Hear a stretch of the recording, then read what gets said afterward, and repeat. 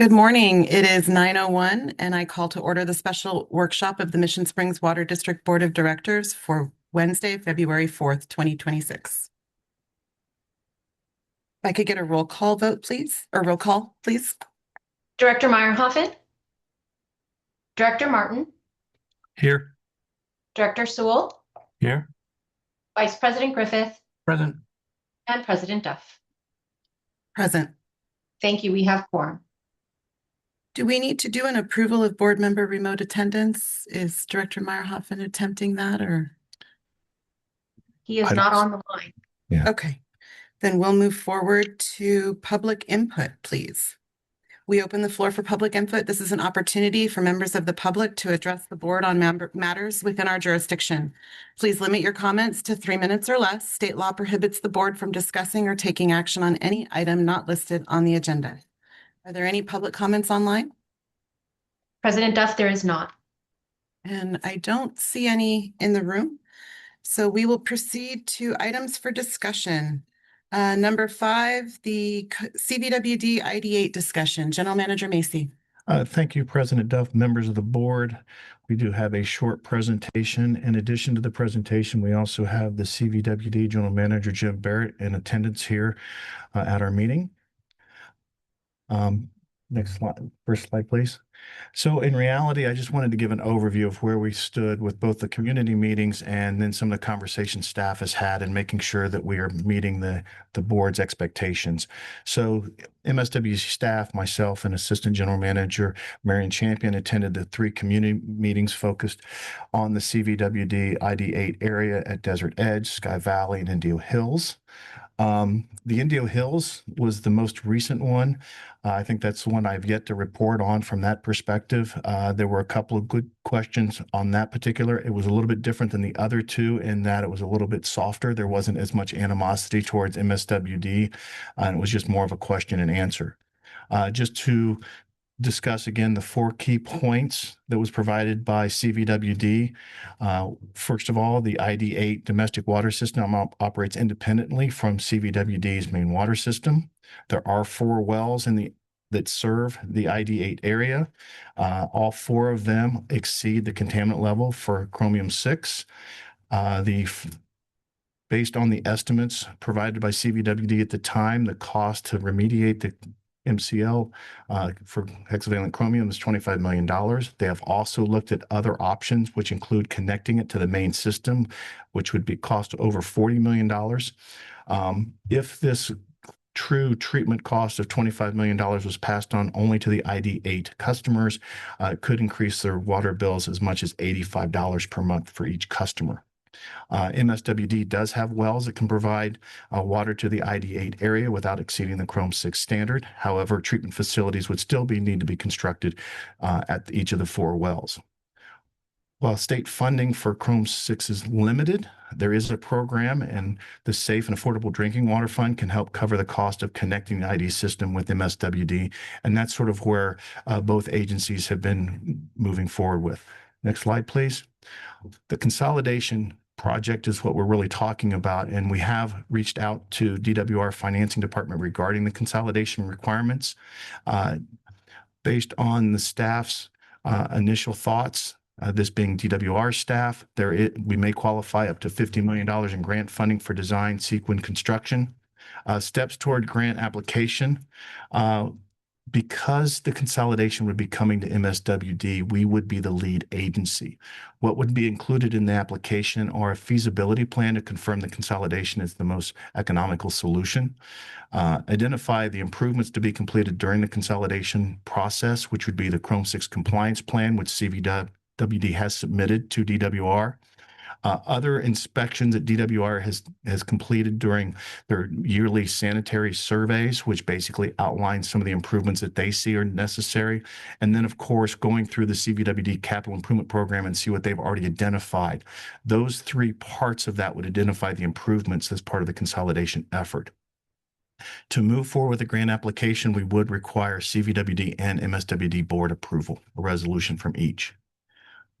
So where do we stand right now? If consolidation is preferred, and what we would be looking at is by being preferred, What's really the linchpin of this is if we get the funding from DWR.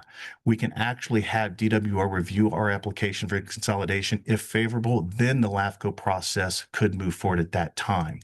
Other things that we would want to do is we'd want to review the Mission Creek settlement agreement between MSWD, CVWD, and DWA. And then, of course, the other component of this is not only the retail side, but also the state water contractor side, which would be between CVWD and Desert Water Agency. So what are we asking for today in addition to this update? We just want to make sure that staff is continuing to work through the wishes of the board. We want to continue to work with CVWD and DWR on the grant application, knowing that nothing is final. We still have to come to the board to move anything forward with the grant application. And then, of course, depending if that process is favorable as well as public input, then we would coordinate with DWA about the settlement agreement and its impacts. So just want to make sure that we are not getting out in front of anything. And I know that some of the customers, now granted, these are CVWD customers. They are not Mission Springs district customers. We have not started this process. While we did request to have joint services, if you will, along Palm Drive. The IDA consolidation is something that has really been looked at for a benefit to all. As far as that benefit to all, it is similar to what we did with the IDE area, which is to our west when we took over the areas for Riverside County and those two areas there. So we do have a history. I said Mission Springs Water District does have a history of looking at the bigger picture when it behooves us and when it's a benefit to the entire Coachella Valley. This may be that opportunity. But in some of our public meetings that we've attended, I think some of the customers said we love being CVWD customers and that's where they'd like to stay. So I just want to just be full transparent in everything that we've heard and everything we're working toward. But we do realize that $50 million, bringing that to the Coachella Valley to solve this problem and potentially reducing that $85 a month hit, I think would be a benefit to all. The ID8 customers just haven't seen that yet in reality. So at this point, I'd answer any questions. Director Martin? No. Vice President? I have none. Okay. Yeah, the 25 million that we talk about to bring treatment for those customers, that's really just implementing it. Wouldn't there be ongoing costs as well? So it's not like, I mean, it's even going to be more than that $85 a month potentially for those customers. Yes, there would be an ongoing cost for maintenance of the Chrome 6 solution. I don't know that has been disclosed or discussed at this point, as a compliance plan has been submitted to DWR by CVWD, and I don't know that it's been approved yet. They're still going through that process. So I don't know that we know what the true costs are going to be. It's just been estimated at $85, and it would continue out, as you said.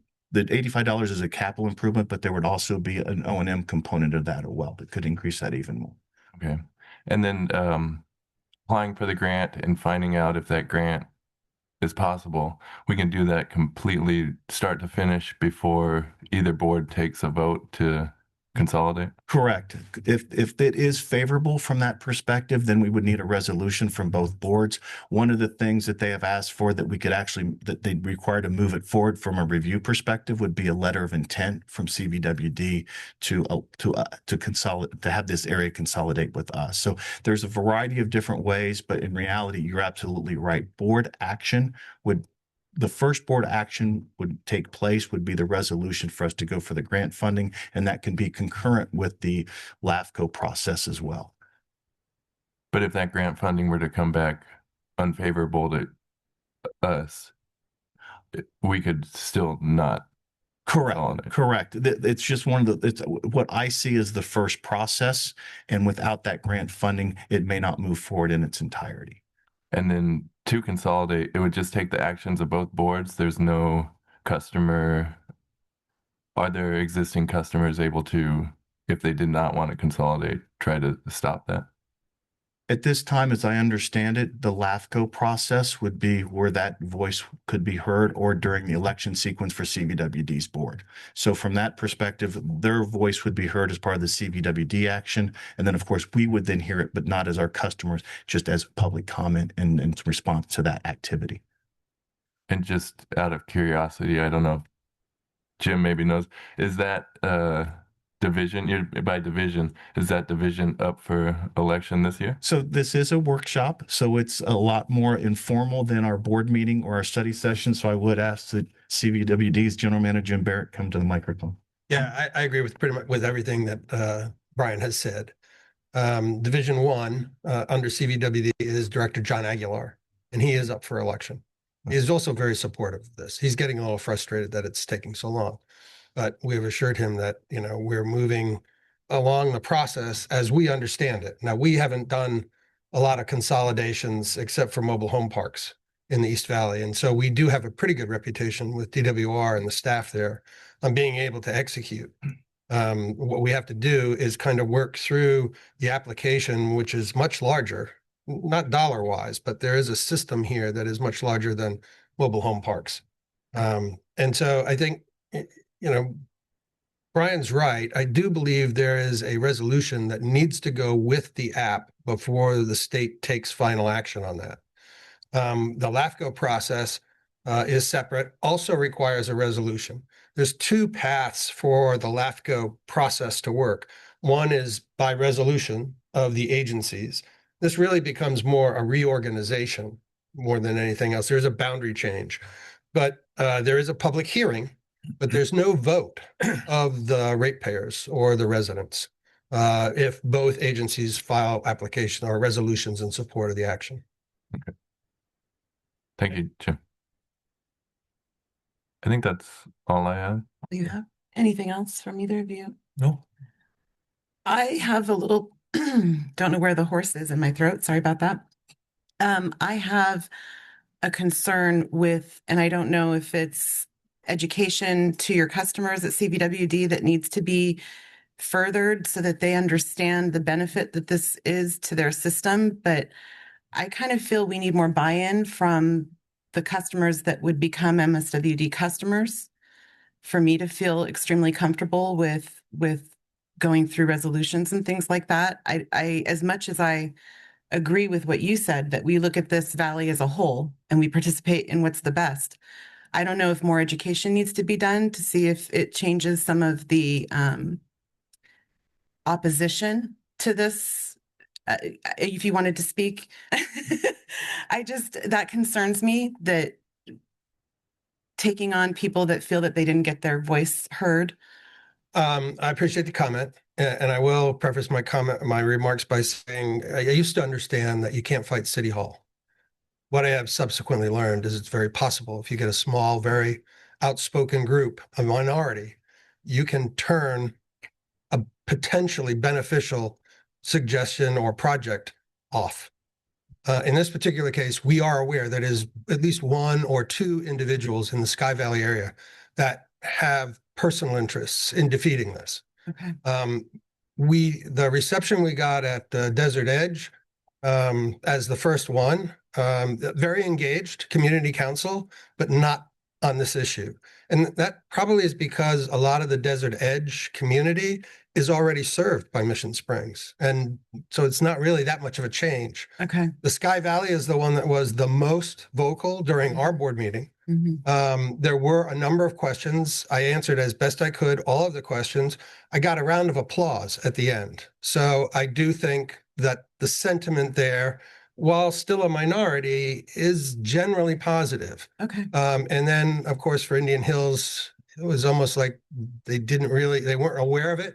As far as we know, they didn't attend our board meeting. Okay. Again, it was, I think, just the group within Sky Valley that is trying to oppose this and get the rest of the community to oppose it.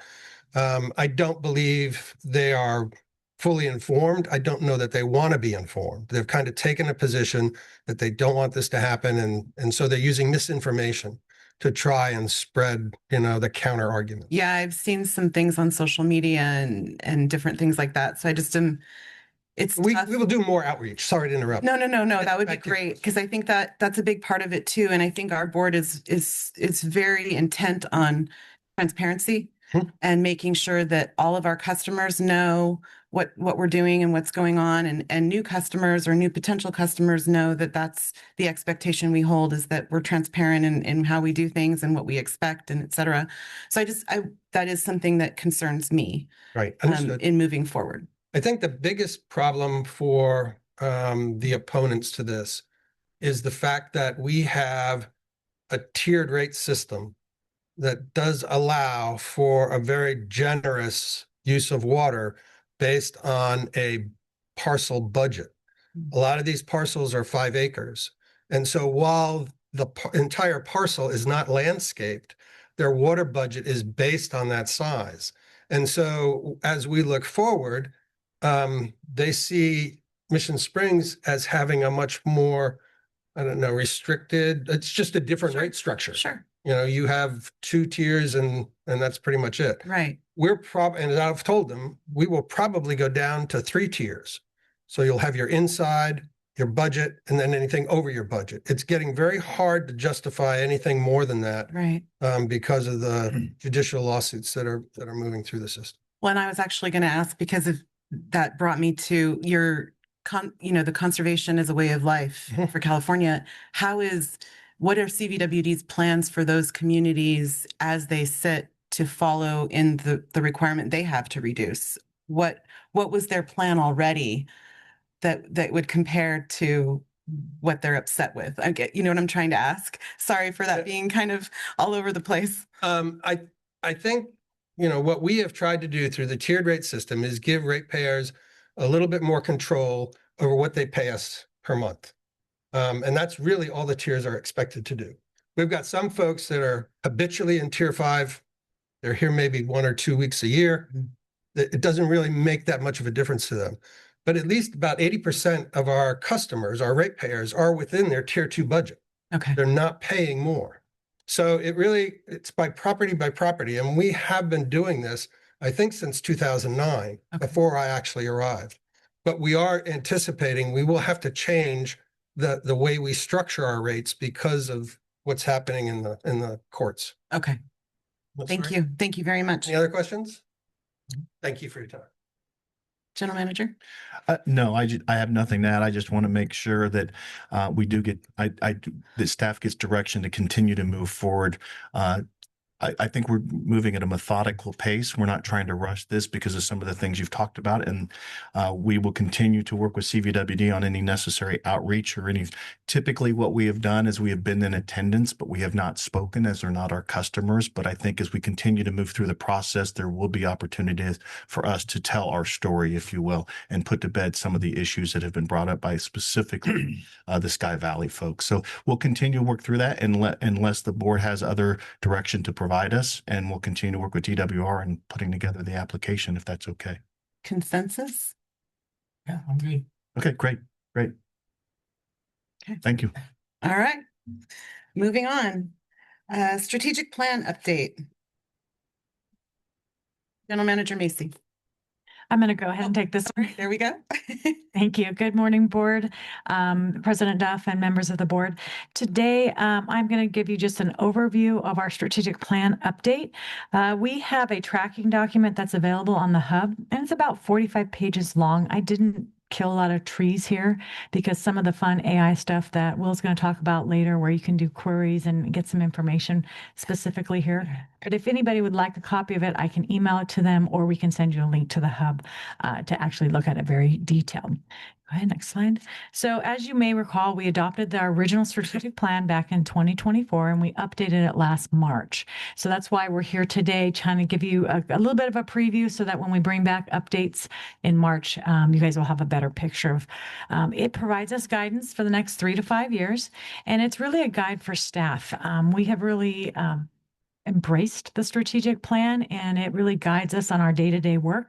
And you'll definitely see that in anything that's coming to the board for action. We try to tie all of our actions and all the things that we're doing back to the strategic plan.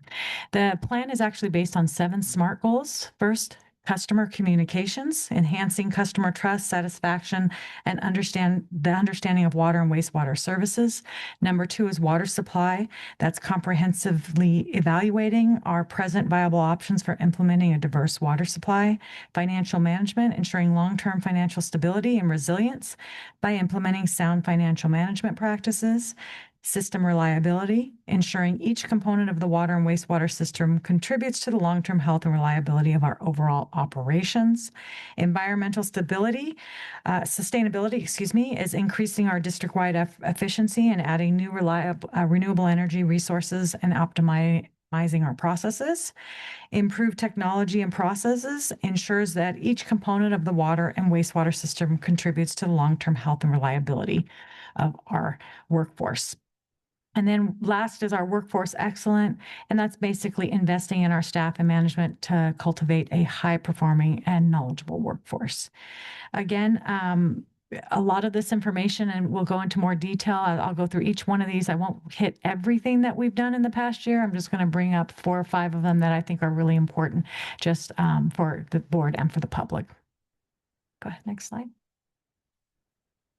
So the first one is our customer communications. I think this is pretty much a carryover from we started last year and we've continued this year. We've increased our outreach to homeowners associations with our monthly. We've transitioned from a quarterly to a monthly newsletter, and we've been pushing out stories to the Yukon Report and to some of the media outlets. And we're also really utilizing some of our strategic alliances with like the Desert Hot Springs Women's Club and the Friends of the Library and the Rotary to help spread our messaging.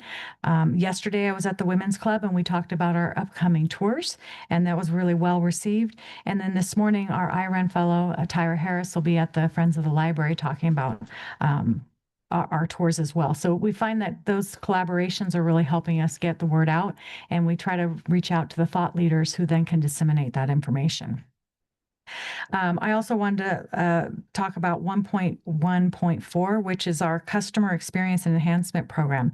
So basically, since that we have moved around the reporting structure for customer service, we've started some monthly trainings with our customer service staff, and topics have included de-escalation training, understanding why customers are upset and how best to serve them. This month, we covered greetings and how best to answer the phone, make eye contact in the lobby, and identifying needs of customers.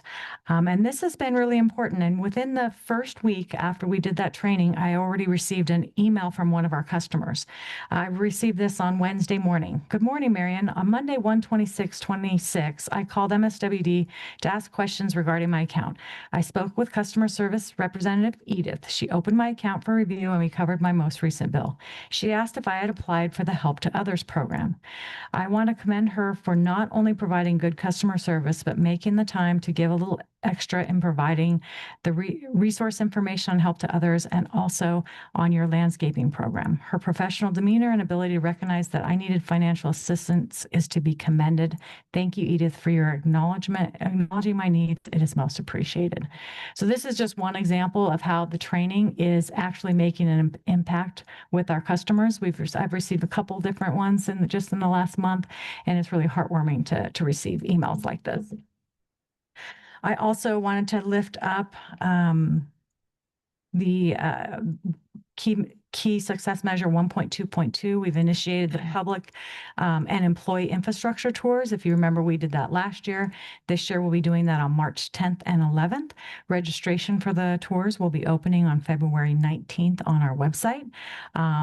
One of the best quotes that we got from last year's tour, there was a gentleman that spoke to Brian and I, and he said, "Now I feel better about paying my bill." It was really rewarding to hear that. So hopefully we'll get some good feedback for this year's tours as well. Key success measure 1.2.6, we've expanded our school partnerships. We have the Living Wise program, the Mission Creek trips, the career exploration, and our rec center programming. And you guys might remember we added a winter tour of the wastewater plant just this last winter break, and we had really positive feedback from the students who were out there at the Nancy Wright facility. Of course, we're continuing our partnership with the Real Academy with our internships, and We are also another key success area, 1.4.7. We've got our board appointments through CSDA and Aqua. But I also wanted to add that April Scott from our Public Affairs Office has joined the Comms Committee. So that'll bring some additional information to us and some different resources that we've had access to before, but we may not have made the most of them. So I'm really hopeful that that's going to be a really good appointment for her. And lastly, 1.4.8 that I wanted to talk about, that's our we've been lifting up some of the awards that we've been receiving, like from CSDA, GFAO, and the Berkeley Springs Awards. And I think you guys might remember a Fun You Can Report story that came out recently where they called us the Meryl Streep of water districts. So we've definitely hit that goal head on. Looking at SMART goal number 2. There's several areas that we've excelled in this area. Of course, we've really expanded in the last year our state lobbying and engagement with our state lawmakers. Rosanna has played a big part in that. We also, on our key success measure 2.1.5, conservation as a way of life. I gave a presentation, I think it was last month during our workshop. We talked about the different areas of our business, how that is going to be changing and shaping us. But we also, we've been participating with the annual reporting on that. We've applied for variances and received them. And then we also have added in our IRUN fellow, Tyra Harris, I mentioned earlier. So those are all things working towards this SMART goal. Another area I wanted to mention was 2.2.4. We're an active participant in the CV Salt Nutrient Management Plan. And we've also added 2 monitoring wells that we're adding right now. We've got 1A was just completed last week. And then we have another one that we're looking at Verbena and Granada. All of these will help us with our water quality monitoring as we move forward. One other one that I wanted to mention was some of the well rehabs. We have a well rehab right now on 34 underway. We have renovations and site improvements on well 22, and then we have new wells, number 42 and 35. And obviously some of this is developer driven, but that increases our system capacity. And so I think it's really important to mention that as well. We're still working on some of our grant funding. We've got the Intertie project with the BRR. The status on that has been awarded, but it's pending federal administration action and decision. That's about $358,000 with a 0% cost share. We have our terrace rehab, Cal OES, FEMA. Right now, Cal OES has pushed it up to FEMA. Now it's under the FEMA review process, and that grant request is about $5.6 million with a 25% cost match. We've had a lot of dialogue on both of these within the last few months. So there is being progress made. It may be slow, but there is progress being made on those areas. Thank you. In our financial management, this has been a big focus for us in 2025. In 2024, you didn't see as much progress, but I feel like in 2025, we made a lot of progress in this area. The first was when we adopted our new water and sewer master plans. That really took a lot of effort on engineering's part, looking at, our system, the health of our systems, and where we needed to move forward. We, as you all are aware, we adopted a new financial master plan, and also updated a cost of service study, and that allowed us to move forward with our rate adjustment. We're still working on the fees aspect of that, so you'll probably see that come back in the next few months. We also issued a RFP for a new, did I say ERP? RFP, request for proposal for a new ERP, which is a financial management system. And we have signed a contract that, and we are currently finalizing the chart of accounts now. And the phase 1, the core financials, is being implemented right now. We hope to go live with that spring, if not summer. And then phases 2 and 3, which is payroll and HR, and then utility billing. We hope to go live with those late summer or sometime in the fall. So those are coming up very soon. One of the other things I wanted to mention, we did adopt a new procurement policy, which is really fostering a culture of financial responsibility and transparency to our community. So that's another step that we took this year. SMART goal number 4, system reliability, a lot of work has been done towards a new administration building. With the selection of the courtyard, we were able to finalize the design elements and work with the city for the needed park lane improvements and agreements. We're also have reviewed the fire flow plans, and we're preparing the documentation now so we can put that project out to bid and very soon. Other areas that I want to touch on is relate to the development of some of the areas in and around Desert Hot Springs that are currently without utilities. This has become a point of action for the city of Desert Hot Springs, and it is even listed in their recent strategic plan. Under 4.1.4, we are continuing to work with the city of Desert Hot Springs to develop an infrastructure feasibility study for underserved areas poised for growth. They have hired a company called Engineering Resources of Southern California, ERSC, to help prepare the study with the coordination from Desert Hot Springs, SCAG, MSWD, and CVWD. They reached out to us back in December, and we are continuing to coordinate with their engineers to provide data as needed for that study. In addition, under 4.2.4, you'll remember that we did draft a mutual service agreement for CVWD to serve sewer to areas within our district, but not currently receiving sewer. Excuse me, I've got the wrong page here. And you guys heard just now, we are still working through other options with CVWD on that. And then also on 4.2.6, we are also looking for options to relocate existing water infrastructure within inaccessible areas. And this goes back to our rear easement issues that we've had. You guys will remember the M2 septic to sewer project. That was the one that we had to go out for rebidding. That did have a component of moving some of those rear yard water lines up to the front. So we're continuing work with that. Staff has put together a plan of attack. We've looked at all of the areas, and we've looked at some of the ones that are least accessible, and we've got some ideas of which ones need to move first. But something like this, where it's a septic to sewer project, if we're going to tear up the roads, we're going to do it one time. We're not going to do it twice. So this is something that we're continuing to move forward with. Go to number 5, please. Number 5 is our environmental and sustainability. At last month's, I believe it was last month, you heard an update from our operations director, Danny Friend, talking about our continued work with our solar project. Phase 1 of that project is the construction's now complete at the Horton plant, and we're working with the next couple phases. At the end, we're looking at about 4 megawatts of solar energy to help offset our costs. Another one is 5.1, and that's the adoption and promotion of the industrial pretreatment standards. And as you guys remember, we recently updated that ordinance so that we could spell out our penalties a little bit more. We've also just started working with a new consultant to help us evaluate the district's pretreatment program and identify any regulatory or operational gaps. And we're looking to establish some solutions for our cannabis wastewater users to help them be more compliant. We'll have more updates on this in the coming months. And lastly, on 5.2.1, I wanted to call out the clean fleet regulations.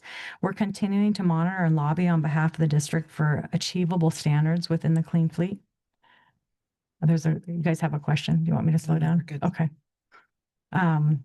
We've been continuing to work with the states. As you know, right now, emergency vehicles, if they have the blue or the red lights on top, they're already considered exempt from some of the standards. Through CSDA, we are trying to advocate that water utilities and some of the other utilities like water also be exempt from those situations. An example would be like the LA wildfires when power was out for an extended amount of time. Relying on electric vehicles is just, it can make it to where it's impossible for us to respond. So we're continuing to lobby on that front. But then on the other side of it, Will Witten, our business analyst, has been working with Jeff Nutter to work with our enterprise fleet managers so that we can stay in compliance with the rules as they are now. And they've been looking at different options. The Ford Lightnings are no longer being produced, and that was one that we were very hopeful for. So now we're looking with enterprise, and we have some other ideas on ways we can stay compliant in the next couple of years. And there is some grant funding that we're looking at for infrastructure. So we're not quiet on that front. It just hasn't risen yet up to board level for action. But once it does, we'll come back to you. Can I add? Mhm. In regards to that particular topic, we're not the only ones having that issue. At a recent Aqua State Legislative Committee meeting, that issue was discussed at length with a lot of frustration because one of the recommendations given by someone at the state was, well, there's Rivian. And their concern was, how can we in our disadvantaged community drive around in Rivians? And they said, well, just keep looking. So I think that we may find some changes coming down the path because we're not the only water district with this exact issue. Yeah. But I'm really happy that we're engaging and participating. So thank you for your hard work on that. Sorry. Chevy Silverado is also, Yeah. Right. So there are some other models, but yeah, there's not enough out there for how many water districts there are, and basically organizations with the state that are required to start purchasing. There just aren't enough EV vehicles out It's there. crazy. Anyway, sorry for that. No, that's okay. That's a good segue, and I'm glad we got a chance to talk about that a little bit. Improve technology and processes. This is something that we're looking at every single day and everything that we're doing. I talked about earlier the new Tyler system for the ERP.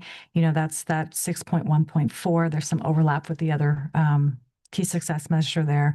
Also under 6.1.5, we implemented several new electronic forms using ArcGIS, Power Automate, our Laserfish forms, everything from reporting water waste, applying for fire flow tests, requesting sewer and water information, and requesting will serve letters. We've got a lot of different things that we've moved forward with that. Some of them public facing, some of them internally.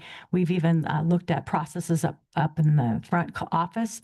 They have something they call a greenie form, which we have now automated, which was something that was a paper form that they were filling out and then tallying up at the end of the night. And we've actually automated that process as well. So we're looking for ways to automate things every second of the day. And you'll hear about that a little bit more during our AI talk in just a moment. 6.1, again, that's our AI policy that we updated. And again, we're going to talk about how we're harnessing the power of AI on a daily basis and what's on the horizon there. 6.1.10, we did issue a public solicitation for a new website, and we've selected Civic Plus to do the overhaul on the district's website. There are 3 distinct projects within this core project. One is their form builder and the enhanced forms that we're going to be rolling out. We've got the meeting agenda and a meeting manager, which is going to be a very big component of it all. And then we have the overarching look and feel of the website. So all 3 of those smaller projects are all moving forward right now on a daily basis. And then obviously we also 6.1.10, we did last year we had gone with the OpenGov solicitation system. I will say that we're continuing to use that, and we've increased our transparency and we've streamlined the solicitation and contracts process utilizing that service. And my last one, I know is long. I was trying to keep this short today, but we've done a lot in the last year. The last one is our workforce excellence. We're continuing to actively participate in industry organizations, Aqua, CSDA, AWWA, and CWA to enhance professional development opportunities for our staff. In fact, I'll be attending the CSDA Professional Development Kickoff meeting this Friday, where I anticipate we'll go over the stats from last year's offerings and then new offerings that'll be offered in 2026. Other accomplishments this year, we're continuing to highlight our employees' anniversaries and accomplishments at board meetings. I think that's something that we want to continue doing. And Oriana is also helping to promote them internally through our district-wide emails and also with help on the hub. Another big one, 7.2.1. Aqua JPIA has a supervisor training program that provides participants tools to perform their jobs and enhance their leadership skills. This program covers training in accident investigation, communication, discrimination and harassment, documentation, and more. It's a 2-year program that requires more than 20 different learning modules. Working with Oriana, our human resources manager, we've identified at least 3 to 4 mid-level leads and supervisors that we believe would be it would be a benefit for them to apply and participate in this. So as that continues more, we'll let you know. But I'm really happy about the fact that we have that and we've identified it. And it is a big commitment. We've had people take individual courses before, but nobody has ever done the full certification process. So we're looking forward to seeing that as it continues to move forward. And as I mentioned, that's just a high level of some of our accomplishments throughout the last year. I have a 45-page document that details out. We could have gone through all 45 pages if you'd like, but I think this is just a good talking point and kind of to leave it here and then leave it with you as to, is there anything that you'd like to see added or changed within the strategic plan? We'll continue to refine it. This is a living document, so I will probably come back to you in March with a few small updates as well. Director Martin, No, no questions. Vice President, Good job. Directors. Yes, great job. And just, I guess, a little bit of a question of how this is all compiled. That 45 pages isn't done like after the fact. It's our entire staff kind of inputting as they go each of these items. The idea is that it's done as we go. Mike Nesser's been great. He goes back through and combs through the board agenda packets to make sure we didn't miss anything. But each of the different owners are aware of their strategic plan areas. And I think it's something that we live every single day. I think that's great. In addition to the spreadsheets you see on the screen, it also shows up in our budget. Part of the GFOA document where requirements are to show our accomplishments and our SMART goals and things of that nature. So it is all summarized again every year in our budget process. I think that was a huge goal of ours as we made it was this isn't just a strategic plan for the five of us to feel good. It's a strategic plan that's going to be participated by the entire staff each and every day. So great job. Very impressed. I would love for our public to be able to see this as well. It's a testament to what they invest in when they pay their bill. It's a testament to what we all do up here every month in trying to make sure that what needs to get done is done and that you have the freedom to do what needs to be done. So I'm just really happy to see it this way. The 45 pages, yeah, might have been a little much this morning, but I do want to see them and I'll look forward to getting an email. I think we all want to see that email or the link by email maybe would be easier. But I think this is just great. And I would love to see us highlight some of the things we've completely finalized and taken off the list. Maybe a highlight of the ones that are completed would be also nice to see. But this is great. Thank you so much. We do anticipate having an item on our next board meeting next week. Oh, is it March? It's going to be March. It's going to have to be March. Okay. So as you think about the strategic plan and any changes that you would like to have, this is the opportunity to let staff know that you'd like to add to that. And then of course we will have the discussion in open session in March. Fantastic. Are there any questions or comments from the public? President Duff, not online. All right, and I don't see any here either, so we'll move on. Number 7, artificial intelligence AI update. General Manager Macy. Thank you to President Duff. I believe Will Witten will be giving this presentation. Will? Thank you, General Manager Macy, and thank you to President Duff and the board for allowing me to present on this today. Let me get my screen set up here.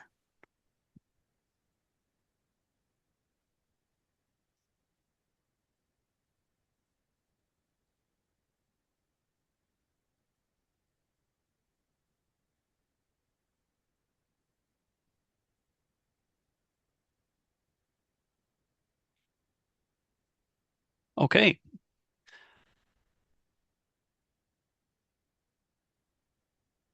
There we go. All right. So as you all know, MSWD adopted policy 25-01 back in October of last year. The purpose of this policy was to ensure responsible, ethical, and legally compliant use of artificial intelligence to benefit the district and its community while managing risks and maintaining human oversight in the process.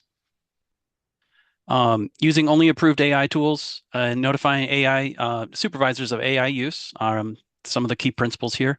Protecting privacy, of course, never sharing personal or confidential data or using AI for real-time biometric ID or any other personally identifiable information without consent. Human review being required for any kind of impactful or high-impact decisions. No fully automated decisions that would affect rights or services. And then, of course, users have the responsibility to report any harm or issues promptly to their supervisor and to our IT manager. And then they must discontinue using those AI tools if they are no longer providing value to them in their job. Oversight and compliance. We've designated leadership to oversee AI use through our AI pilot group, assistant manager, general manager Champion, and our IT manager Kurt Kettenecker. And then they oversee, AI use, security, and policy updates, and then adherence to public records and corrective action for violations, of course, is mandatory as well. So, as you all know, AI and the landscape of it is rapidly changing. It's becoming increasingly invisible in our everyday lives, and it's now embedded in many, many softwares that we use, maybe without even the user realizing it. Some of the new things that are changing and evolving, we have new tools, new GPTs and capabilities that come out every month that are updated. Many circumstances, AI isn't even a separate product any longer. When you open up a Word document or your email, you might get a Copilot prompt that says, "Do you want me to summarize this for you?" So it's being embedded in many of these products by default now. Along with the governance of that, so users and organizations alike have to focus on the awareness and responsible use of these AI tools. For example, using only approved AI tools, not entering sensitive information into unsecure systems, etc.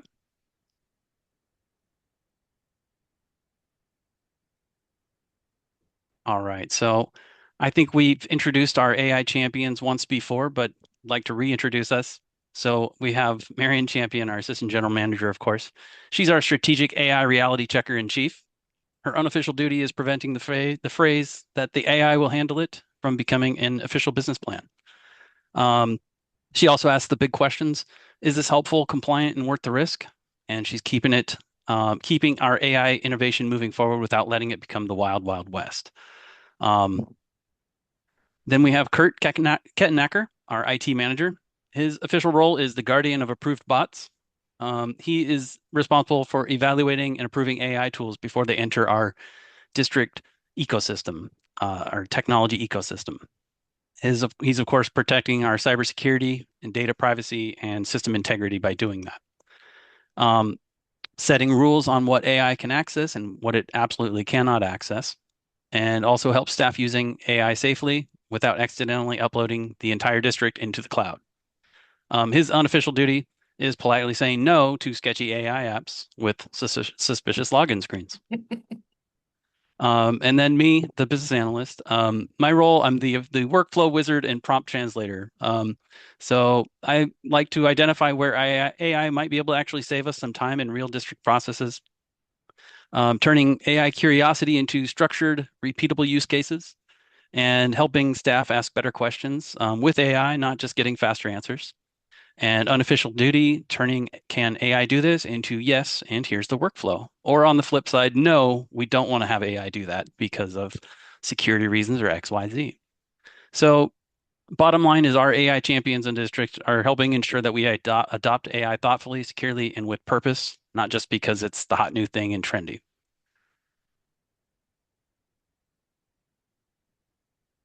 So here we have some practical everyday uses of AI that really anybody can do, even with the free software out there. So in many ways, it acts as an on-demand assistant that can help staff quickly work through routine questions, research, and problem solving. It reduces time spent searching for technical answers, allowing employees to get useful guidance in minutes rather than hours.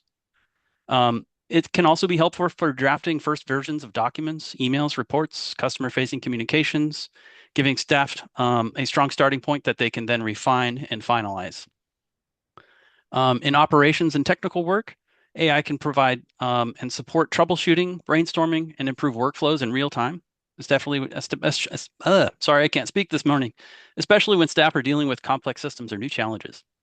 When it's used responsibly and with oversight, AI can increase efficiency, reduce bottlenecks, reduce costs, and allow employees to focus more time on higher value work and customer service. The key to our mission is to have AI enhance the staff capacity and not replace expertise or accountability.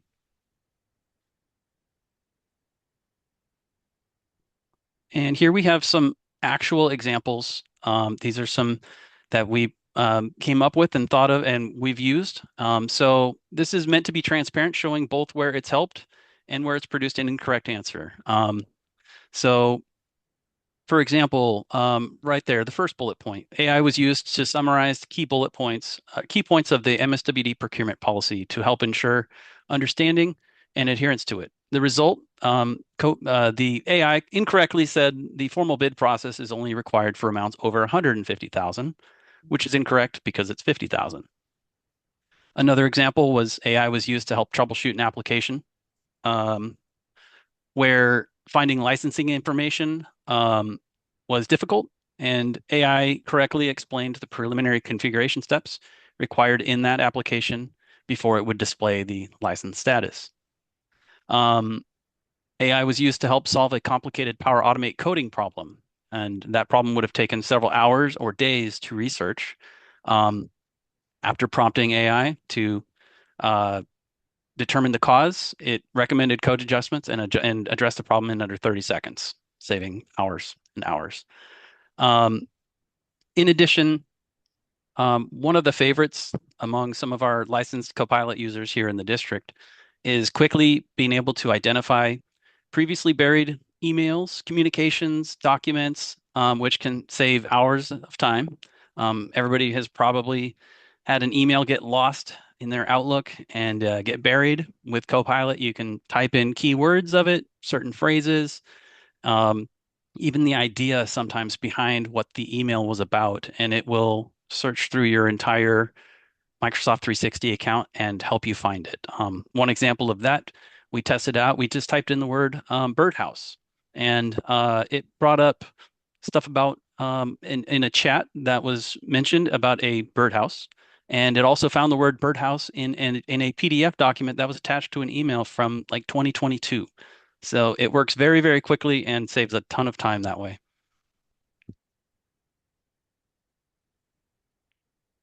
All right. So now you'll notice this slide only mentions Copilot. And that's because that's intentional. We've decided to keep that as our internal AI system, which I'll explain more about in just a second.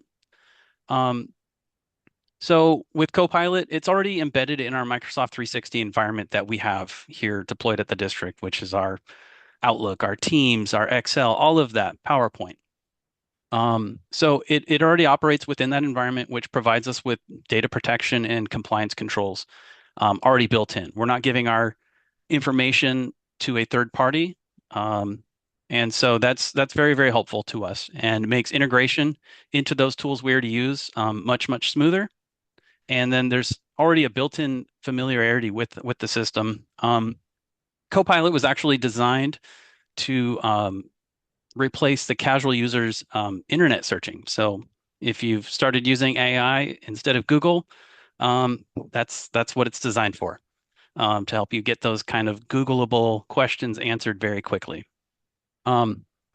So then also, it's also cost effective by using Copilot. Licensing can be targeted to key roles rather than just being deployed district wide, which would cost quite a bit more. And then the governance behind it allows us to provide enterprise controls to support that responsible and approved AI use that we have outlined in our AI policy. And I am going to stop sharing just for a second and show you a real case of an AI that I built last night on Copilot. One quick second.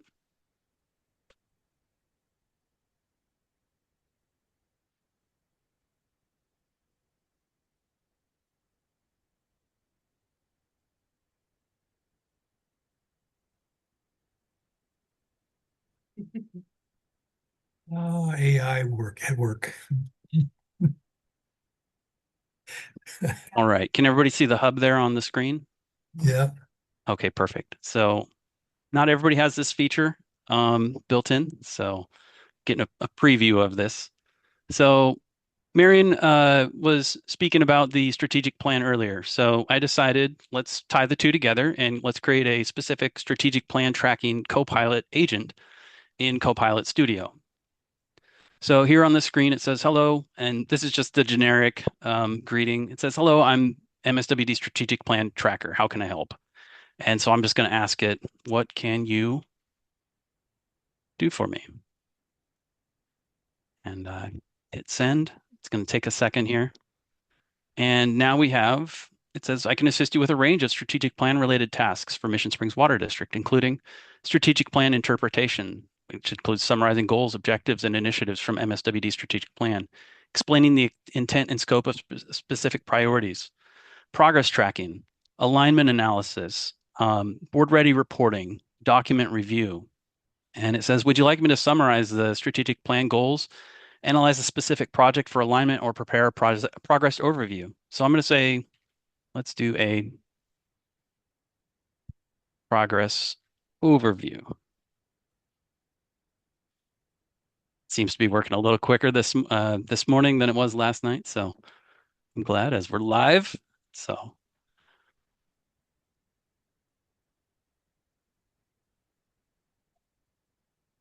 all right. So now this is here. It says here is a board ready strategic plan progress overview based on the most recent documented updates. And so here it says MSWD strategic plan progress as of 2025. Strategic goals and current status, communication, customer communications, and it summarizes some of the key points. And it says status ongoing with significant milestones achieved. 2, water supply status progressing with multiple initiatives in design and implementation phases. 3, financial management status on track with major milestones completed. 4, system reliability status advancing with key design and planning steps completed. And it mentions the critical service center, infrastructure renewal, emergency preparedness. Number 5, environmental sustainability status, active implementation with measurable progress. And it mentions solar projects in progress, fleet electrification, green building standards. 6, technology and processes status on schedule with foundational technology upgrades in motion. Mentions the ERP system, cybersecurity, asset management. 7, workforce management status, strong progress with continuous engagement and development. And mentioning the professional development, succession planning, employee wellness. And then it gives an overall assessment. The district is on track across all 7 strategic goals with notable achievements in customer engagement, financial transparency, and technology modernization. Several initiatives, such as the Critical Service Center and ERP implementation, are in advanced planning stages and will require continued board oversight through 2026. So, as Marion mentioned, 45 pages is a lot to print, or we could use an AI copilot to give us a quick summary in about 5 minutes. So just wanted to kind of demonstrate this is a strictly internal AI. It's built on Copilot within our ecosystem here, just at the district. It is not publicly accessible. So just wanted to kind of tie those two together and give you a demonstration of some of the capabilities of that. Now I'm going to go back to my other presentation here. Give me just 1 second.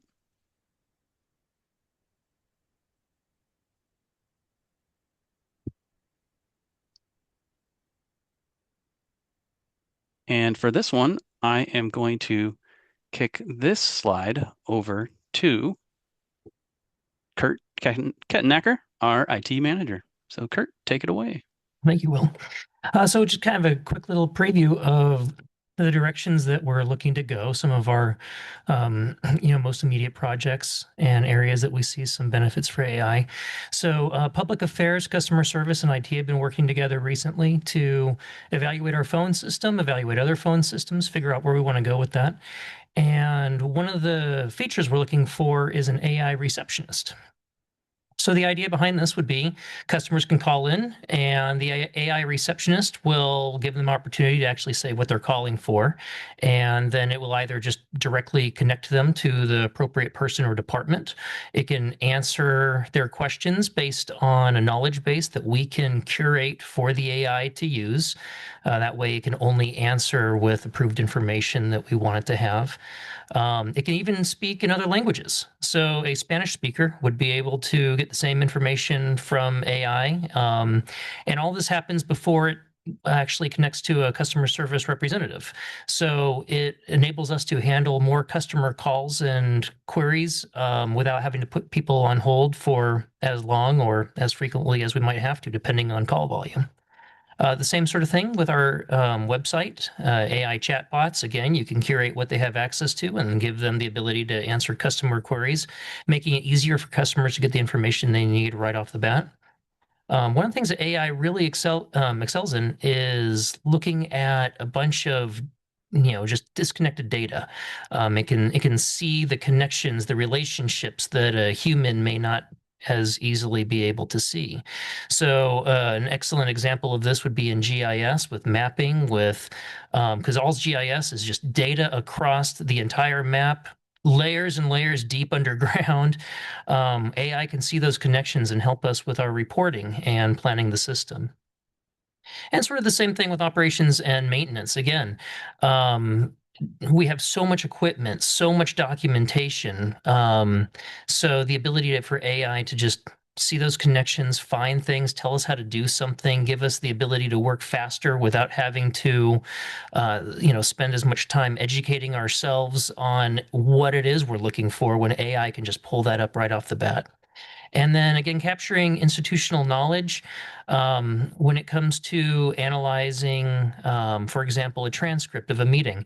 AI can summarize and let you query without having to spend as much time looking for data. AI will just give it to you, whatever you need. And Will, I'll pass it back to you. All right, thanks, Kurt. And our last slide here, there's just some training resources. So if any of the board members or our staff or public are really interested in the capabilities of, for example, these are just Microsoft Copilot trainings. These are available online, and you can see you can become pretty familiar with Microsoft Copilot in about an hour and a half. There are about 24 units between the three modules there, and I'm happy to take any questions. Dr. Mark, Where do I begin? this is your baby. This was your request, so please go first. No, I'm good.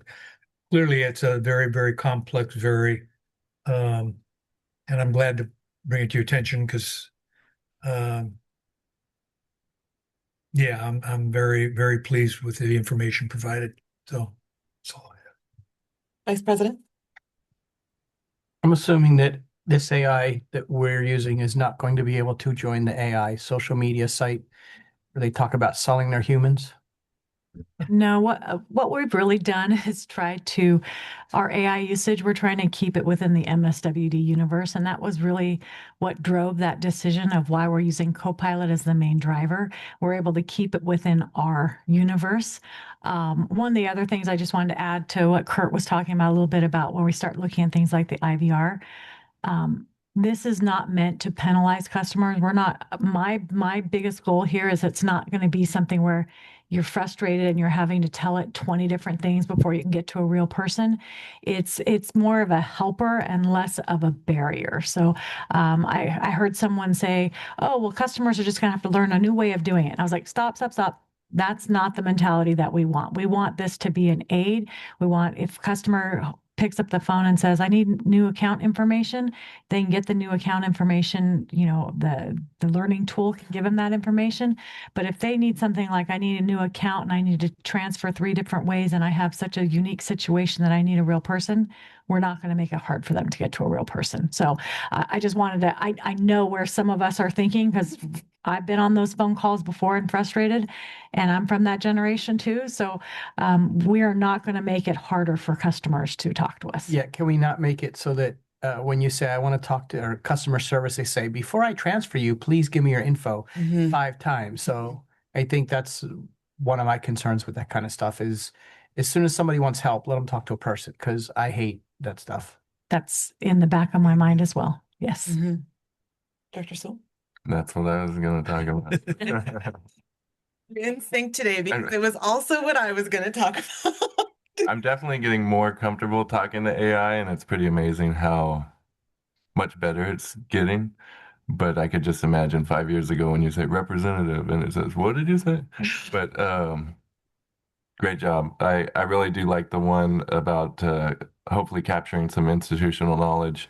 I think that would be a great, I don't know if I'm using the right terminology, but custom GPT for us. But yeah, just overall a great job. Thank you. I think that Director Sewell is going to volunteer for the singularity. What is it? I don't know. Could we get anytime somebody calls in and gets a AI response on there, could we finish that off with the artificial intelligence saying, "I'll be back"?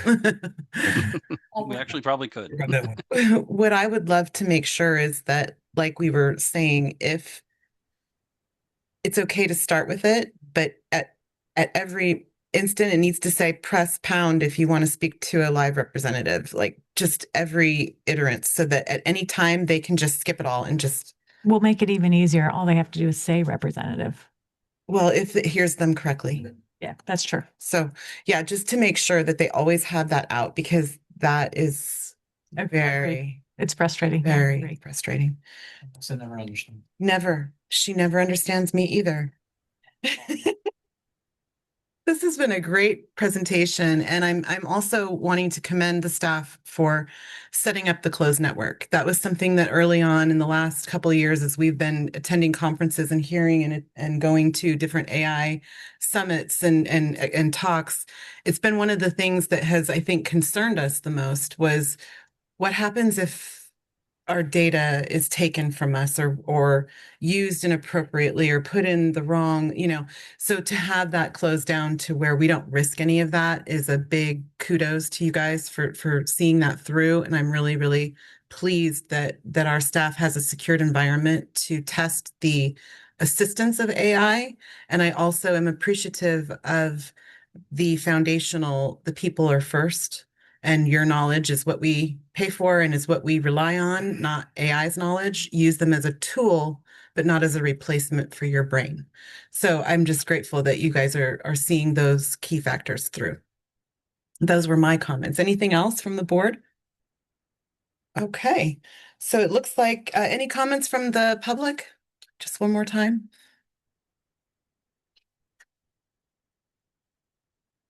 I don't see any. My apologies. Nobody online, President Duff. Thank you. Thank you very much. So we'll move forward to comments, general manager comments. Just two comments.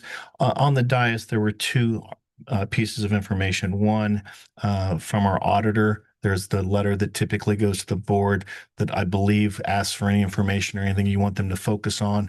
If you can read through that. And if you have any questions, please reach out to Skylar or myself. And the second one is evaluation form. On a yearly basis, we evaluate the general manager in closed session. One of the things that is done on a yearly basis also is an evaluation form just to give guardrails, if you are, to what we're looking for from a staff perspective. That is not something that's required. It's just something to be used as guardrails. Obviously, you make your own comments. And if you could, please get those Director Duff in the next week or so, and we'll go over that in closed session later this month. That's the only comments I have. Thank you very much. And yeah, if I could get any comments back from the board or the performance evaluation sheets by the study session, that would be very helpful to me. Thank you very much. And director's comments and requests. Any general comments from the board? Director Martin? No. Director Soul? Vice President? Nope. All right. I have a request. We'll go to the next one. Request for future agenda items or future meetings? No. No? Director Martin? No. Director Soul? I have one. I mentioned this to AGM Champion. I would like us to have a discussion about MSWD providing some sort of a yearly award or having some sort of a yearly award program for either a local charity or an individual or a ratepayer who has done something above and beyond in the protection of our groundwater or in the protection of our conservation efforts. something that goes above and beyond that we can then acknowledge this individual and maybe contribute toward their efforts continuing in cleaning up our desert or whatever they might be doing in our community that is affecting the quality of our groundwater. I'd like us to see how we could develop something like that. And maybe we could talk about it at a workshop or something in the future. Is there any other requests? All right, seeing none, I'll adjourn the meeting. Thank you. Hey, Ryan, I gotta.